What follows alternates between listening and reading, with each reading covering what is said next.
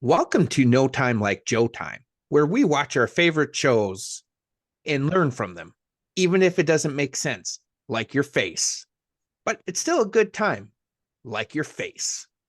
Today, I have a good friend with me as we look at the most random show on television. Ben Stevens is going to join me as we watch Robot Chicken. Hey Ben, thanks for jumping on with me. Hey, no problem, Joe. Longtime viewer, first time guest. Yeah, thanks. Well, I haven't actually posted these yet, so that's interesting. Um, Dolphins are becoming too numerous. We need to take this threat seriously. Joe, what are you talking about? There, there's just too many of them. They're taking our jobs. The, the the Dolphins are taking your jobs? I'm on to you. Senator Johnson, Yes. when we started this campaign, you told us you gave us all of the skeletons in your Yep. closet. I How sure do you did. explain this? Huh? I don't know how you got that. I told my team to bury it. Senator Johnson, that duck has now come forward with several allegations, each subsequent one being more surprising and more toe curling than the last. My only regret is I didn't finish him off the second time when I ran him over. You should have paid him his money in the NDA, Senator Johnson. He's a doc. Dude, what the hell was that? Wait, what was what? Oh, God.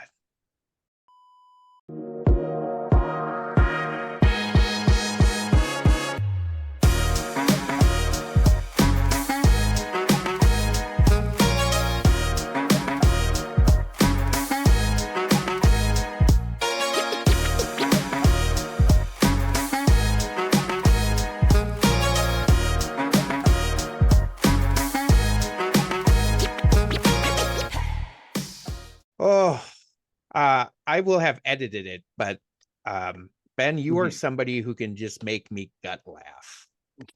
Oh, well, So thank you. there's two people. I mean, everybody I've done this with, like, I think they're all incredibly funny, but there's two people who just get me going. You're one of them. The other one is my friend Greg. So Oh, thank you. I appreciate that. yes, and so that's why I'm really excited about this because I couldn't think of anybody better to do Robot Chicken with than you, Mm-hmm. because there's been an endless amount of quotes, I think, between us. Oh, that just it's like a shorthand almost Yeah. at this point. Like, Yeah, exactly. And I wonder already how many people are like, what the hell is Robot Chicken? I Go was ahead. thinking about this the other day. Sorry. Um, it's kind of like the TikTok or Vine of like the early 2000s almost. Oh, huh, I like that. Hmm. Sometimes a lot of it's just like really short, bite-sized, stupid humor, Yeah. but like every now and then you get like a really interesting longer one, but you Mhm. never really know what you're going to get from it. I really like that. Yeah, you're right. It's so for those who don't know, Robot Chicken it's a 15-minute show, if that. And there's no it's like you're changing a channel. Like Ben said, you might get something for 3 seconds, or you might get something for like 4 minutes. And it just varies episode to episode. I think it's the definition of not for everyone. Yeah, for sure. So what is kind of your history with Robot Chicken? Like, when did you first discover it, Mhm. and your thoughts on it? Yeah, well, I think I discovered it probably around 2005, 2006 in that kind of time frame. My two older brothers had the first season on DVD, so I Nice. binge watched a lot of it there. And then maybe like a year or two later, I was old enough to kind of like stay up late in the summertime without raising any suspicion, and I watched it a lot on Adult Swim there, and I think it's definitely influential on my really stupid humor, like, just so stupid and devoid of thought, it actually becomes funny. Um, and I can tell you now that I'm pretty sure my fiance hates that. Because every time I make one of those stupid jokes to her, it just gets like a groan, or like when it's really bad, not even a response, just like a glare from her. I Yeah. relish every second of it. Yeah, I understand that. My stupid humor with my wife, and just I have to set this up. My wife is like superhuman. Like she's amazing at her job. She comes home, she's like she cooks meals, she like does everything. Mhm. And I've been buying a little more pumpkin pie and just set the stage. Right now we're recording in February. And she's like, "Why are you getting pumpkin pie now?" And I'm like, I go, "Hey, do you know who made the Avengers happen in the MCU? Me. People who liked comic books. Nobody else did. I'm going to bring pumpkin around all year because that's what we do. We sacrifice. You wouldn't understand that because you're always on easy street." And like I could hear the eye roll. So just really dumb. So I totally understand. Yeah, I think I discovered it around your timeline, 2005, 2006. I really got into it because I was working in the night shift, and it was primarily on like I think Saturday and Sunday night. Yeah. And so how I would do things is I think I caught it mostly on Sunday night because I worked Monday night through Friday night. And I'd wake up early on Saturday to kind of have a normal Saturday, go to bed normal. But then Sunday, I would stay up all night to get ready for Monday. And that's a show I'd always watch. And I couldn't believe a show like that existed. It Oh was, yeah, there was nothing else like it on TV at the time. mhm. And I believe it was at least the first couple season, it was all like stop motion animation Yeah. too. Like they used like actual Yes. like Thank you. toys and figures. Hmm. Like it had its very unique, not only like like length, like it was 15 minutes really short, but no other show was produced like it, and it Yeah. didn't look like anything else. It was very unique. Yeah. And you're right. I'm glad you said that. Yeah. It's just like stop motion and they're like using toys and just I mean, they cover everything. Sometimes they'll have random events. A lot of times they cover uh like actual shows. Mhm. A lot of superhero stuff, which was A lot of 80s yeah. pop culture. Hmm. It's I mean, there's a Superman thing where like do Superman. I do that with my kids, but instead I change it to dad. And so it's a lot of fun. So a lot of influence on me too. It's funny. 2005, I'm like, that's not too long ago, but it's almost 20 years ago. it, it doesn't it doesn't feel real. I don't know if you remember the song 1985 by Bowling for Soup. Yeah, yes. We're as far away from 2005 as 1985 was from 2005 when that song came out. I know. And that It's scares the crap out of me. yeah. Oh my gosh. Yeah, that's crazy. It's weird getting old. And I feel like a lot of times, it's funny, the older I get, I think about a lot of stuff in my past, like I was kind of running from or wasn't really willing to face. And I saw this clip of Robot Chicken. I'm like, this is a simple solution to sometimes what happens. So, for those who are listening to this on the podcast, we also put this out on YouTube. So you can get a little bit more of a visual. Sometimes we have to alter a little bit for copyright reasons, but just to kind of set you up with what's going on, there is a guy who is in his car and he's running away from a vampire and he's looking behind him first. And then you'll hear what happens when he decides to look in his rear view mirror.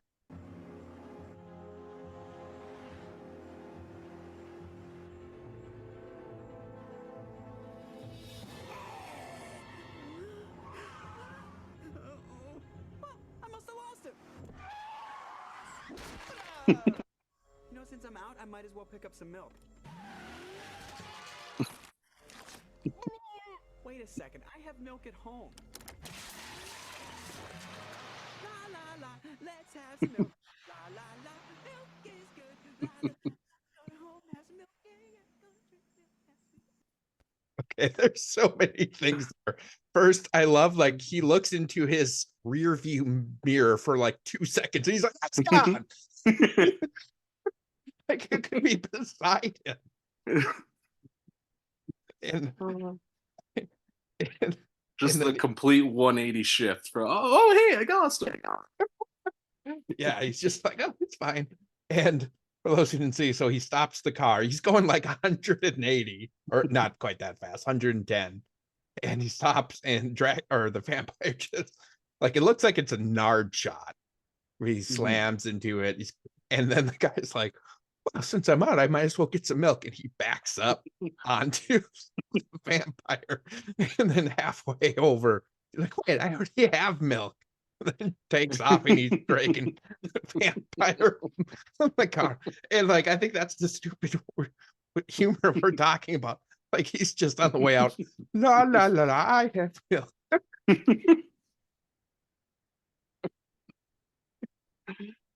Uh, yeah, it's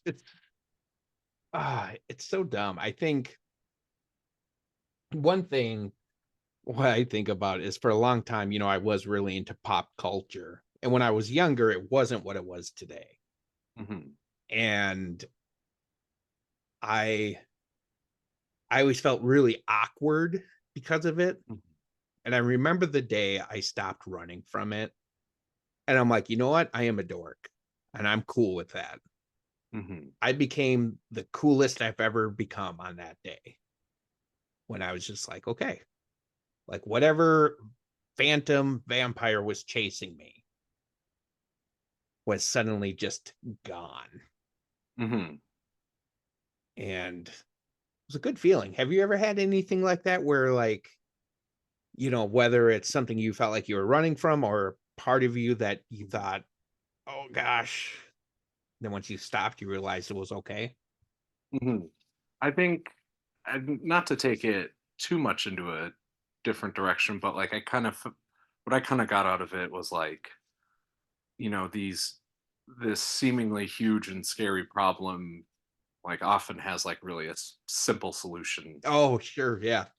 And I think like interpersonal relationships, I feel that a lot where like I feel either conflict with someone close to me or um I think a lot of the times I have an issue with like people pleasing.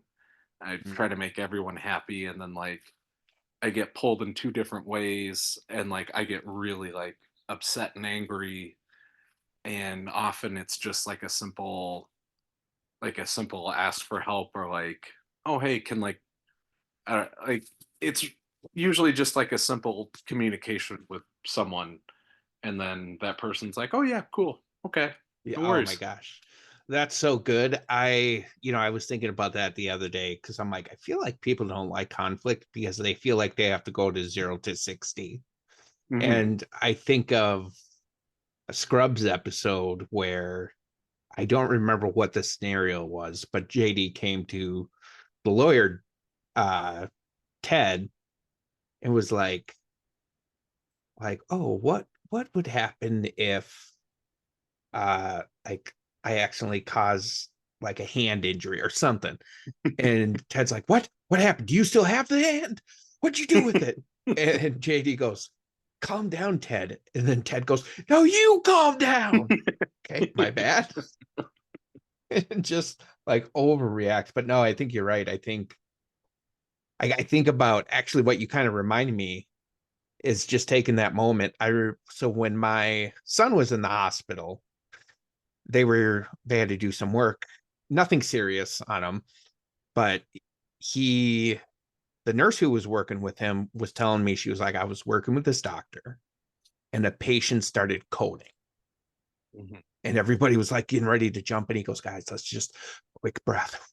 We're going to do this right. And then they crushed it. And yeah, just having that moment. But no, I think that's really good. The interpersonal skills, I think, is, yeah, I love that. I mean, that vampire can represent so many things. And this is what we do here. We look way too deep into shows and find teaching moments. Yeah, or like just simply like asking for help on something. Yeah. It's like, oh no, yeah, like I'd love to help you with that. Or I know I really have a hard time accepting help. Yeah. Um I have a hard time feeling like needy or like using someone, or just asking for help always for some reason feels like that to me. Yeah. And even though help is like, everyone is usually so willing and so giving, and but yeah, like it just something that simple. Yeah, for sure. I can totally relate to that. I felt that for a long time, and I still have times where I'm like, I need to let you know I'm not taking advantage of you. And they're like, I know. And I'm like, no, I need you to know. Like, I need to feel like I've shown you. And yeah, it's definitely tricky. I don't know, hopefully I'm still on par of what we're talking about. What I've been talking to some people who I work with about, I'm helping them learn and how to practice interviewing skills. And the one thing I'm really working with them on is the difference between confidence and cockiness. Because for a long time I wasn't confident because I thought confident looked like cockiness. And so I was like, well, I don't want to be confident because I don't want to be like rubbing stuff in everybody's face. And then like I finally learned, like, oh no, confidence is like, hey, I want to be the best employee I can be. Cockiness is, I'm going to be the best person who's ever worked for you. I'm going to be the best. So I'm like, oh, well, there is a difference. But and I always think of, have you ever watched Survivor, man? A little bit, Yeah. with Les Stroud. Yes. Whatever. Yeah. He always talked about, he's like, the first thing you have to do is breathe. If you panic, you die.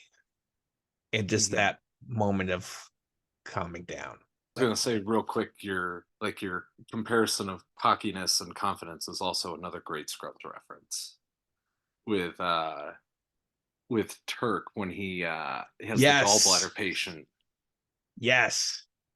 When he goes Yeah. from like, yeah, I'm capable, because he thinks he's being too cocky, Yeah. and then Yep. has to learn a healthy amount of confidence. Yeah, exactly. And so that's definitely helped me get where I am. And I mean, actually, we see that in the guy, how he's so confident, like it's taken care of. Like, no time at all. Just, oh, he's not there. Great. And I mean, I think anybody else would be like, oh, I'm still going to drive fast. I don't want to take a chance. I lost him. And like, if you slam on the brake, he's going to catch up really quick. But yeah, sometimes that's actually what you need to do, is just slow down.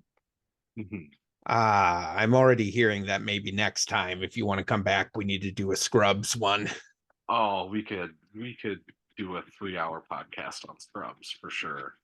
Definitely more to come. I kind of feel like our next clip really has to deal with the being afraid of things that maybe we don't need to be afraid of. And to set the stage on this one, there's a guy sleeping in a bed, and he wakes up to find a ghost is sitting on the chair next to him.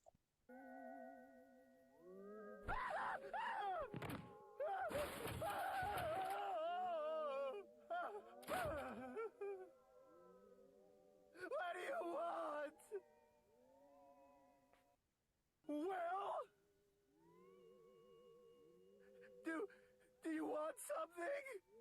Anything? Well, I have to get up early, so. Oh, good night. What, like we all have to be assholes?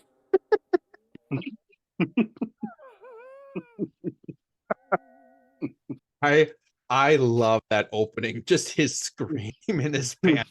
He's like trying to crawl into the corner or something. Yeah, and at the end when he's in his bed. Well, I have to get up early. What cracks me up about this is not too far off from what my night terrors look like. It's just that first part where he just and then like that's kind of my return to bed where I'm like, what do you want? Well, and then like it's me slowly realizing it's a dream and then going back to bed. Couple of questions for you on this one. First, was there any childhood fears you had that you look back now and you were like, that was ridiculous? Oh man. This might be a little weird, but I remember, what was it, 2002, 2003, when the whole DC sniper thing was happening. Oh yeah. I thought for sure there was a sniper outside my window Yeah. waiting for me. So literally every day for like 2 or 3 weeks until they caught the guy. Every time I got out of bed, I literally like slithered out onto the floor and army crawled out of the out Yeah. of my room until I got in the hallway and there wasn't any Yeah. windows. So I thought for sure someone was gonna pick me off. Yeah. But that one I can see. I think that's silly. Like I get like as a kid, you're seeing that. I mean, Yeah. yeah, so I feel a lot worse about mine now. Thank you. Mine was bunnies. I like there's or any little cuddly creature basically because there was a time I went over to my family, my parents went over to a friend's house. I don't remember this, but they told me when I came in, I was like, I looked really scared and I go, there's bunnies out there. And and then the other one was when my cousins got a new dog. It was just a little puppy. And again, this was like I was 5. And I went and I was kind of okay with it. I petted a little bit. I was like, okay. And then I went back out and the puppy came out and I freaked out. And I was like, it can walk. I had those very uh, silly fears. And then as an adult, are there any fears now you're like, oh, I wish I could get over this? I'm still deathly afraid of, I'd say, 2 things. One, tarantulas, because I watched Arachnophobia at like Sure. 6 years old, and that last like boss tarantula that's like super smart, terrified me. And then I'm terrified of going more than like waist deep out in the ocean because I'm convinced a shark's gonna get me or like I'm gonna get pulled out. And like everyone else I know just like goes out full swim, but I can't go past like waist deep at all. I'm with you. I don't like going out much in the ocean because I'm like, that's how I'm gonna go. I'm gonna get eaten by a shark. And I tell everybody who goes out to the ocean, I'm like, just don't get eaten don't get eaten by a shark for me. And everybody, okay, this is funny because this is semi-true, but somewhat silly. The only conspiracy theory I came up with is about sharks. Because like my fear comes from Jaws. Oh yeah. Like 100% where that came from. And I'm like, here's the deal. People are getting attacked right just in that bit of an ocean. We would think it's insane if a bunch of us were hanging at the edge of a forest. Some people went in a little bit and got attacked by bears. Like that never happens. So what would happen if we went even further in the forest? Like Like the only reason they're not on the menu is most sharks don't know. It's like a secret menu. Well, like, no, if you go to the shallow end, there's these great little entrees you can have. Mhm. It's best when they're afraid. Like and so I'm like, when planes crash, there's certain sharks that just go up and like are ready for you. I'm like, it's ridiculous. Well, they can vary a little bit. Some have like a little more to them. Some are a little more bony, Yeah. aren't quite as good. It really depends on the batch you get. There's, there's this place, you know, over here near the Americas, a lot of hefty people there. Really good spot.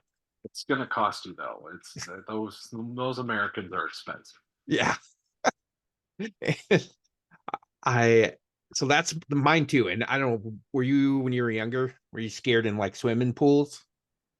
Not swimming pools. I got a little scared in like lakes, Yeah. even though there was like no way there could be a shark in one. But like I would go underwater with like swim goggles on, and I was just like waiting for like a shark to come out of Oh, like the murky water, yeah. and it just even though It's like I knew there wasn't gonna be one in there.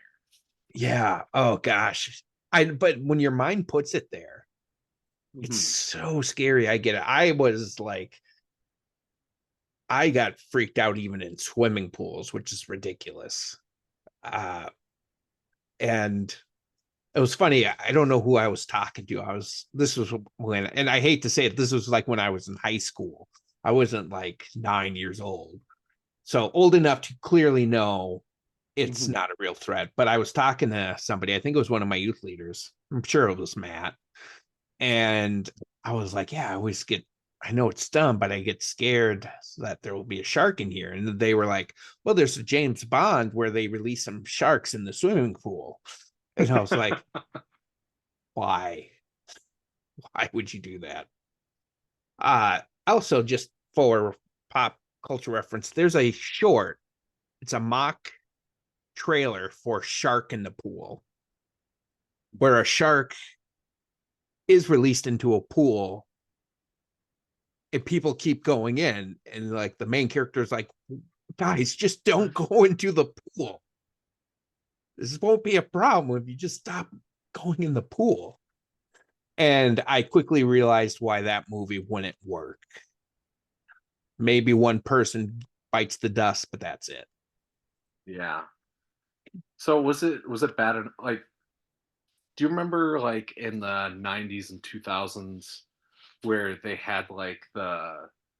um they had like the swim goggles attached to like a shark mask, and then you could put on like webbed fin hands? Yeah.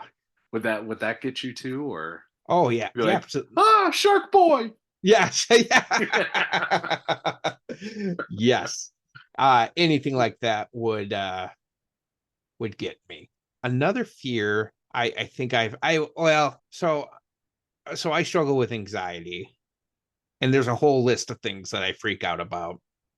But one thing I was telling a group of people in the past, like what's helped me when I've started like managing my anxiety is I was always so stressed out driving into a place I didn't know where I was, especially Mhm. before GPS came.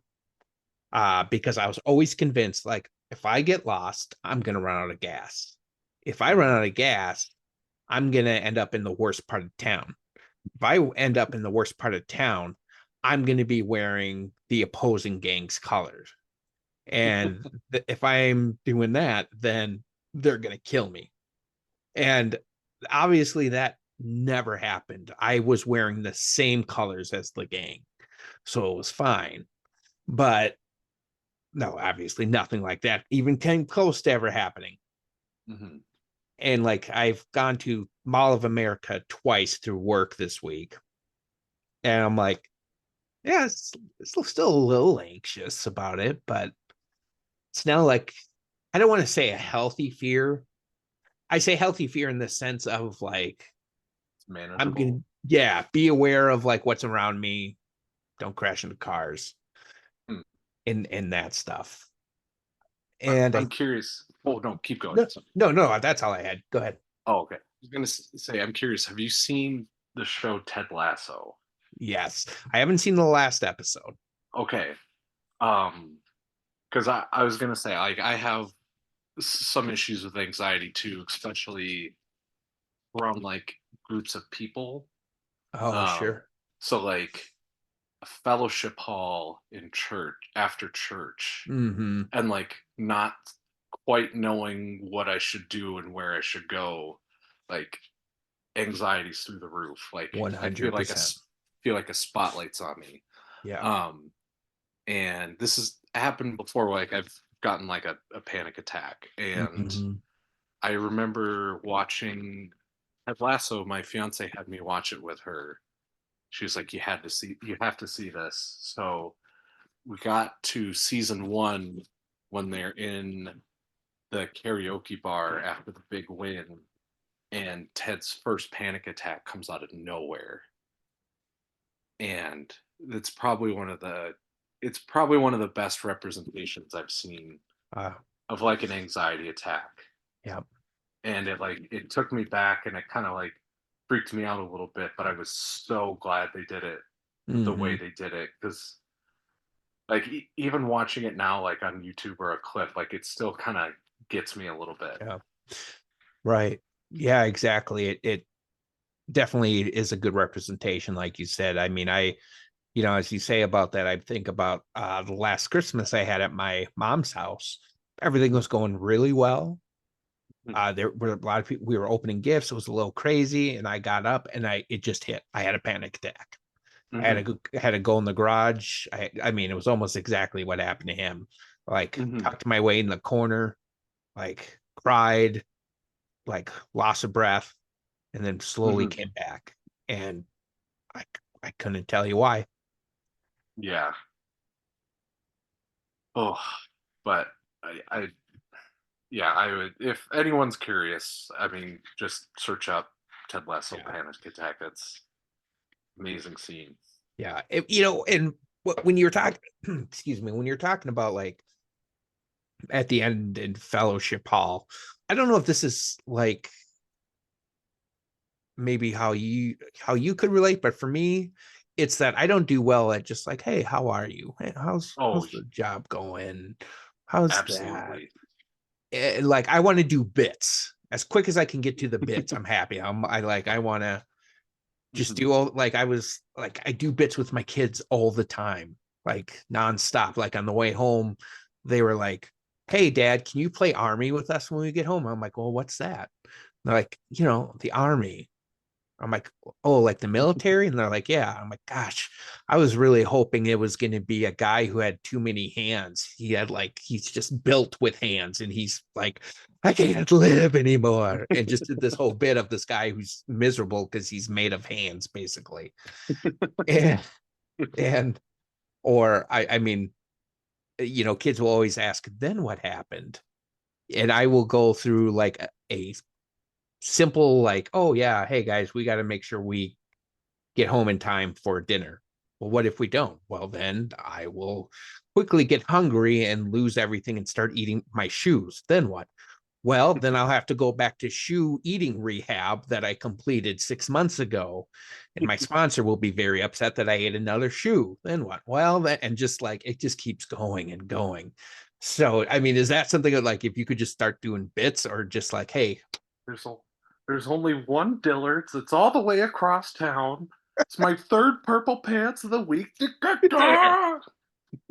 uh, um, I think I kind of relate to that. I think mainly I think I hate having like a lot of attention on me. oh, And I feel like if I'm walking through or just in the fellowship hall by myself, like I feel like that attracts a lot of attention on me, or at least it feels like that, or like everyone's going to be looking at me like, oh, look at that guy by himself, or like I think the initial of like joining into a group of people in a conversation is awkward too, because like everyone's looking at you and all the attention's on you. But like once I'm in that group and can kind Mhm. of be a little bit of like a fly in the wall, and then I can just interject when I want to, then I'm much more like comfortable. Yeah.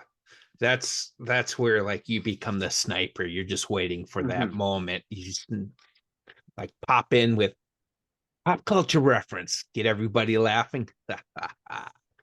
Sit back. It was I'm fun. I It guess I'm was a always little fumbles. yeah.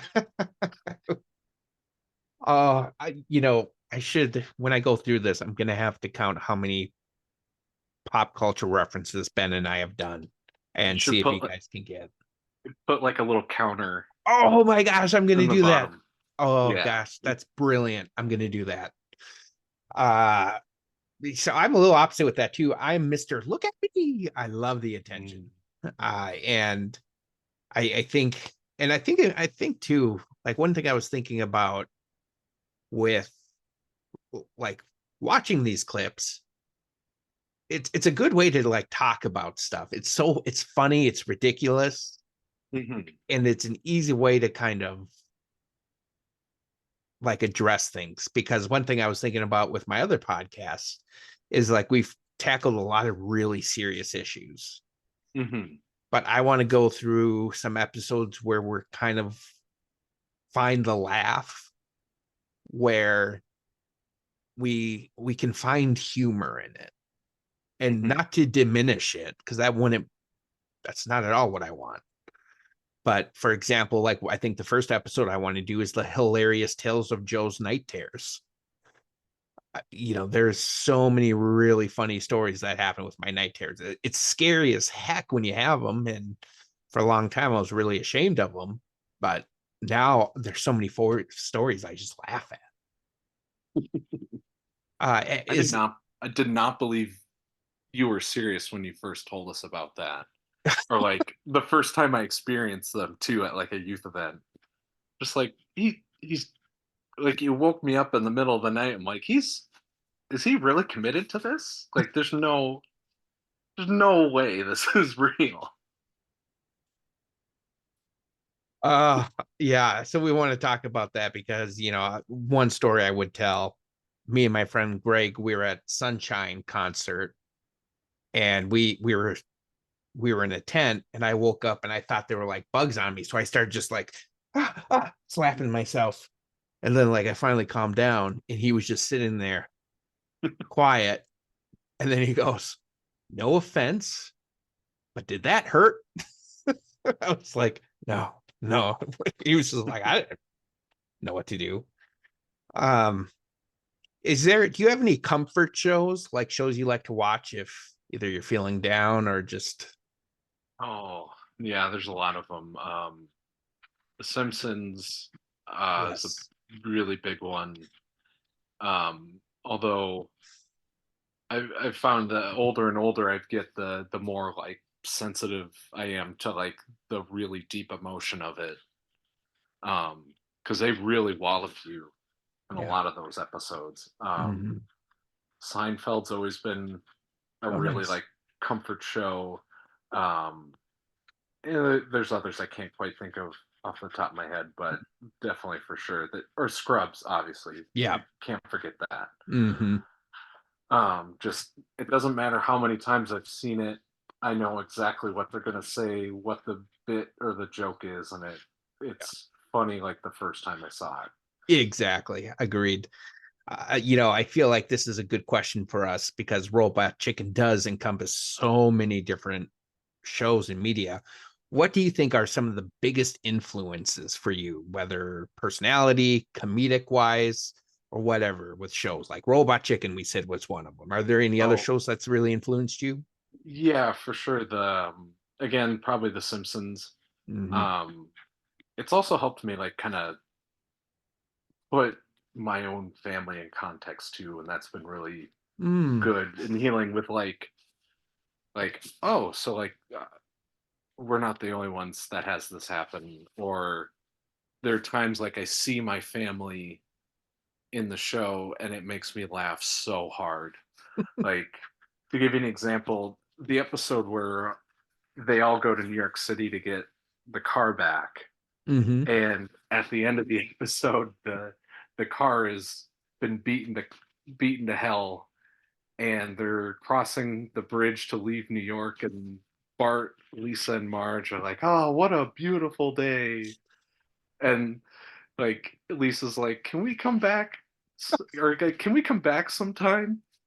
And it cuts to Homer, and he's just got the most, like, he's just got this angry face. His eye is twitching, like he is on his last bit of sanity.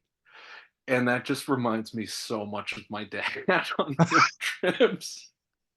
And like I think his window's broken, and he's Yeah. like, "We'll see, honey." And then Yeah. like an old banana peel slaps into his face.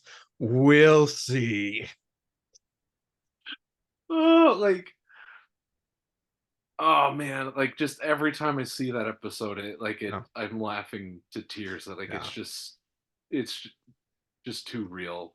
Um, but I, what was the question again? What shows influenced you the Oh, most?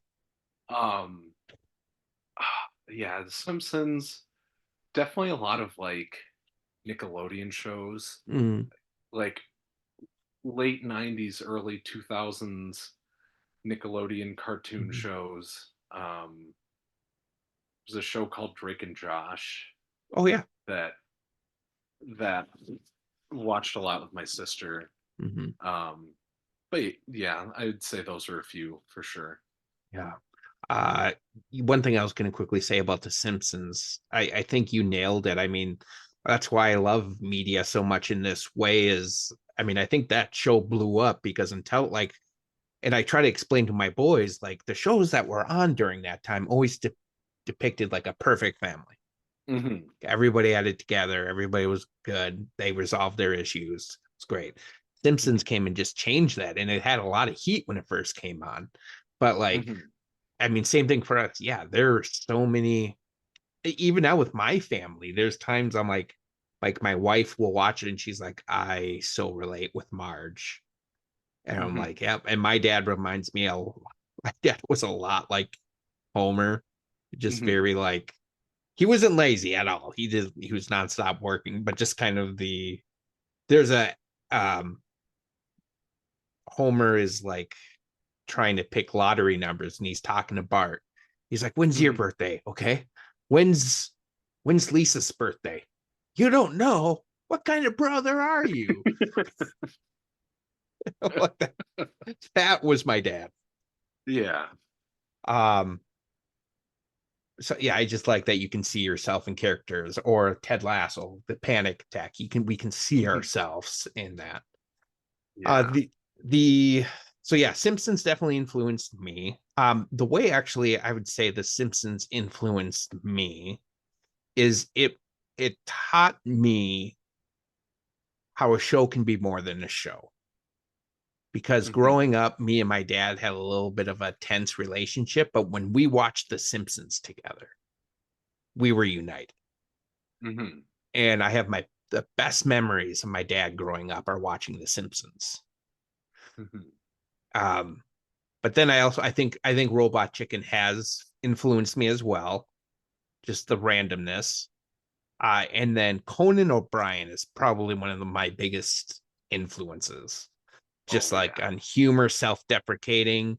Like I Hmm. don't like going after anyone else. I like Hmm. to like make myself look like the dope. One thing I always think about, we were at a youth event and this hit me just so hard. You quoted a line from uh, Robot Chicken and it just killed me. Do you remember what line it was? I don't know. It was the "You gonna cry, huh? I don't even have tear ducts." That's right, the Skeletor. I don't even have tear ducts, you jerk. Yeah. And I don't know what, they just was at the right time and I was crying. Oh, I just thought it was the funniest thing. And I've had that a couple other times with Robot Chicken where like I watch it and I'm like, this is just the funniest thing. I can think of two other times. One was I was trying to explain to somebody what Robot Chicken was, and there's this episode where this guy's in the bathroom, he's pooping, and then like Rumpelstiltskin comes and he's in the form of a monster, and you see two really big feet, and he starts slamming on the door, and the guy goes, occupied, occupied. And I lost it. I just started laughing so hard because it's just the scene was so dumb. And then, just for those who are wondering, he goes to the stall next over and just does a huge crap. I think it can bring people together. Mm-hmm. Oh, quick! Can I tell you one other that Yes, I remember? please. One other that I remember that would crack you up like on demand every time. Yeah, It's a really short one. I know which one you're gonna say. It cuts to like two businessmen with briefcases on a seesaw that are going up and down, and there's just like little kid walks up and is like, "Can I play?" And one of them, excuse the language, but one of them just goes, "Oh, you go to hell, you piece of garbage!" The kid runs off crying, and that's what it's so dumb. It doesn't make any sense, but it's so funny.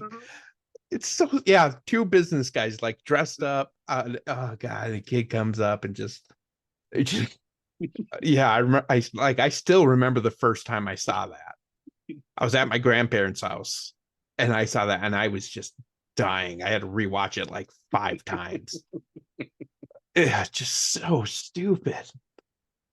Oh gosh. So one thing we do towards the end is I ask all my guests 3 questions.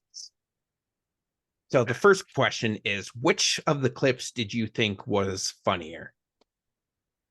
Hmm. I think maybe the first one with the vampire. There's just something about right away where he looks in the rear view mirror and is just like, "Oh, I lost him." Yeah. Just the dumb confidence. Yes. Just something about that just cracks me up every Yeah, time. definitely. This is a tough choice. I Mhm. think the only reason I'm going to go with the ghost one is because how much it reminds me of Night Terrors. That's And fair. that just makes me laugh so much. Okay, next question is, if we had to take a clip and do a deep dive, like, okay, we're going to look at this, we're going to pull as much like insight out of this clip as we could, which clip would you choose? Robot Chicken, Yep, or just okay? from the 2 clips we looked at. Oh, from the two clips. Hmm. I'd say maybe the second one. Oh yeah. I just think there's a lot there's a lot of angles you could take on that. Just like this thing that you've been taught your whole life is big, evil, and scary is actually it's just a benign thing that's just sitting in your it's literally Gosh, doing nothing to you. this is why I like going second, because you swayed my answer. I was thinking about the first one, but you're right. I think that would be a really interesting angle to take and just go through like what I mean, what are all the things that we were told to be afraid of that we don't need to be afraid of? Mhm. Gosh, that's a good insight. The last question is, which clip did you learn the most from? Did you feel like we got the most insight from?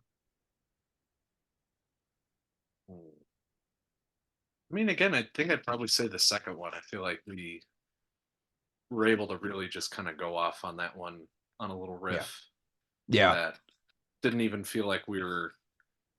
It just felt like we were going off without any effort at that point. Yeah. So, Agreed. I will agree with you. I think that one was just the fear reaction, the nothing to be afraid of. I mean, so many different angles we took.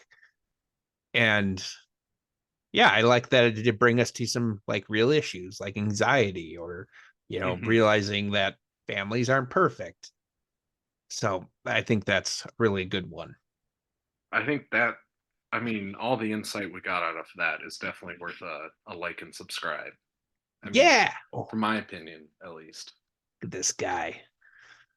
I got my new publicist right here. Speaking of publicist, so do you have much of a online presence? Like, are you on social media a lot or not really?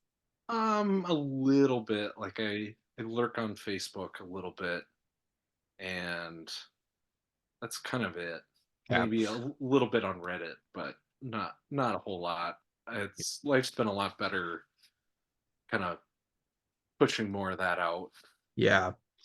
So what I'll say, what I've been telling people is, if you guys are like listening to this and you're like, that Ben seems really cool, I'd love to reach out to him and say, hey, great job or whatever.